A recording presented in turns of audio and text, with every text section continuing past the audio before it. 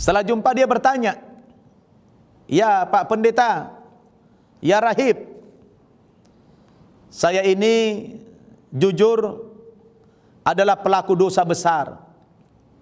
Saya datang berkunjung ke rumah Pak Pendeta ini mau menanyakan satu hal terkait dengan dosa-dosa saya. Ya Pak Pendeta, saya telah membunuh 99 orang." Itu pendeta terkejut mendengar pengakuan si pembunuh tadi. Lalu, "Ya, saya telah membunuh 99 orang. Sekarang saya sadar perbuatan itu adalah perbuatan yang sangat terkutuk, perbuatan yang besar sekali dosanya, dan saya selalu ingat mati bagaimana nanti azab Allah di akhirat sana. Maka saya ingin bertanya kepada Anda, kira-kira masih ada enggak pintu taubat bagi saya yang telah membunuh 99 orang ini?" Si rahib itu spontan menjawab, "Ya Fulan, jangankan 99 orang, satu orang saja membunuh itu neraka ancamannya. Ya tentu mana ada lagi pintu taubat sama Anda. Sebegitu kejamnya Anda sudah 99 orang Anda bunuh." Si pembunuh tadi dia kesal mendapatkan jawaban yang seperti itu, yang tidak bijak menurut dia. Ya, tidak memotivasi dia karena dia ingin sadar, ingin taubat. Akhirnya si pembunuh tadi dia kesal, sekalian aja dia ambil golok, dia tebas lehernya, dia bunuh itu pendeta, ya. Si rahib itu tewas lagi. Akhirnya genaplah 100 orang. Genap 100 orang sama si rahib tadi. Masya Allah, saking kesalnya itu si pembunuh tadi, ya. Dia bertanya, "Masih ada enggak pintu taubat?" Dia bilang tidak ada. Ya udah dibunuh. Karena kurang bijak. Akhirnya dia penasaran. Setelah mati ini yang pendeta tadi, sudah 100 orang dia bunuh. Dia masih ingin bertanya lagi kepada orang alim. Di mana? Dia berjalan lagi. Diberikan dia arahan sama orang di kampung. "Coba kamu pergi ke daerah sana lagi. Di situ banyak orang-orang soleh.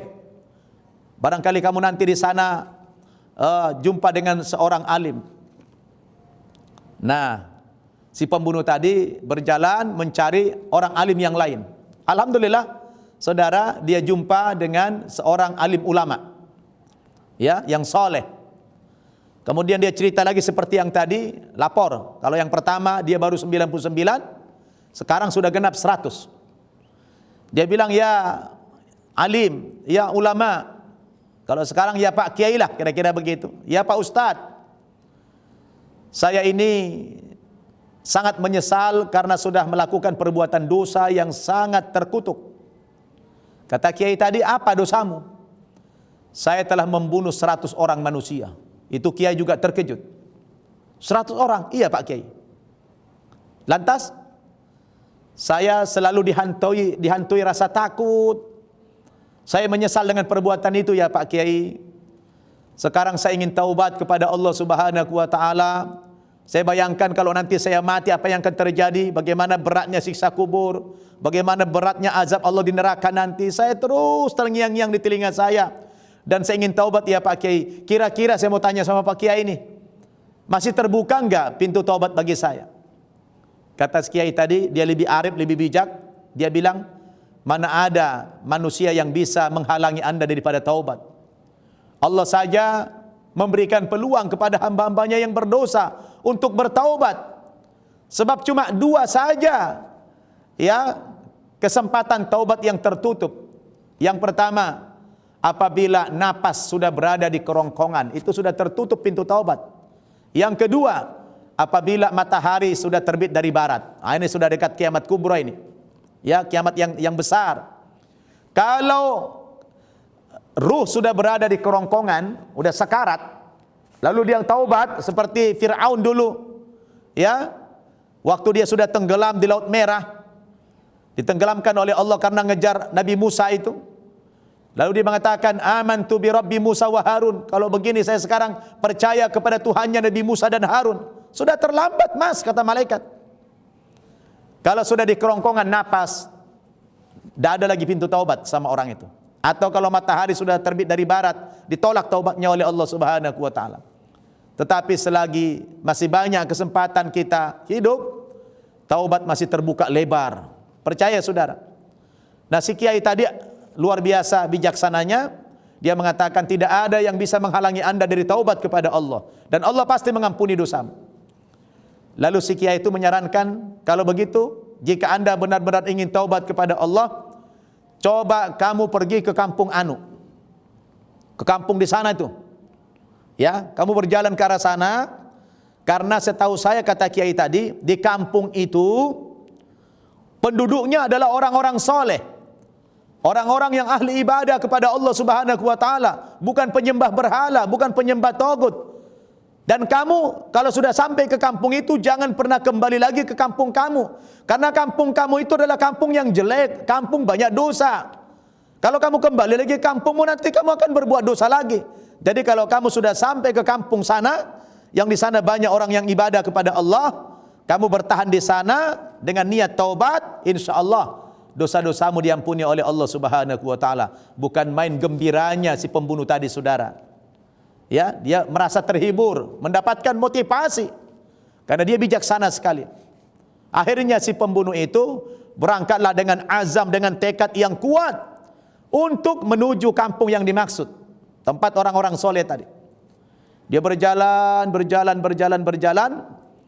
Setelah 3/4 perjalanan, ya, setelah 3/4 perjalanan, kurang lebih tinggal 1/4 perjalanan lagi akan sampai ke lokasi itu. Tiba-tiba si pembunuh ini menemui ajalnya, saudara. Ya, si pembunuh tadi yang ingin taubat tersebut, dia meninggal dunia di perjalanan menuju tempat orang-orang soleh tadi. Subhanallah. Begitu dia meninggal, muncullah 2 malaikat. Pertama malaikat rahmat, yang kedua malaikat azab. 2 orang malaikat ini saling berebut. Ya, saling berebut mereka bahwa si fulan yang meninggal dunia itu adalah jatah dia, bagian dia untuk membawanya ke tempatnya masing-masing. Malaikat rahmat mengatakan, ini adalah kelompok saya, karena ini adalah orang yang sudah bertekad untuk bertaubat kepada Allah Subhanahu wa taala. Walaupun belum sempat taubat, tetapi dia sudah punya azam yang luar biasa. Ini bagian saya ini. Kata malaikat azab, tidak bisa, kata malaikat azab. Ini jatah saya ini. Ya. Karena orang ini banyak sekali dosanya. Walaupun dia ada niat untuk bertaubat, tapi kan dia belum sempat taubat. Belum sampai ke tempat tujuan itu. Ini jatah saya ini. Kata malaikat azab, rebutan mereka.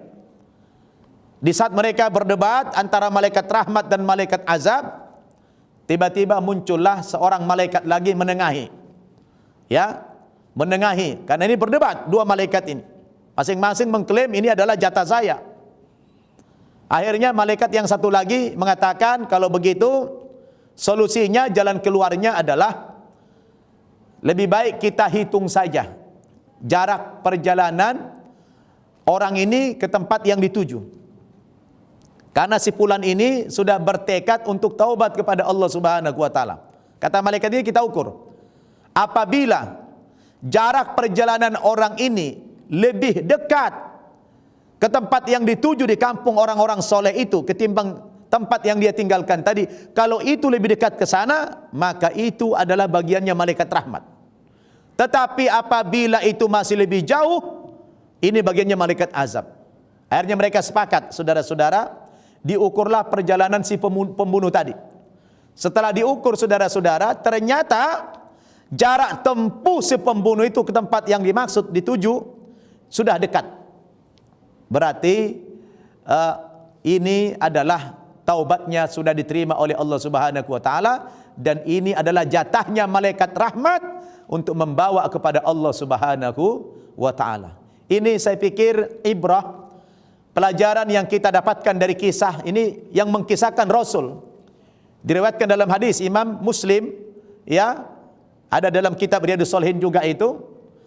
Ini adalah sebuah hadis yang memotivasi kita agar kita tidak berputus asa dari rahmat Allah Subhanahu wa taala. Seberapa besar pun dosa kita, kalau kita ada usaha untuk bertaubat kepada Allah, Allah masih berkenan untuk mengampuni dosa-dosa kita, saudara. Cuma satu saja tadi yang ditolak oleh Allah, apabila kita melakukan dosa syirik. Ya.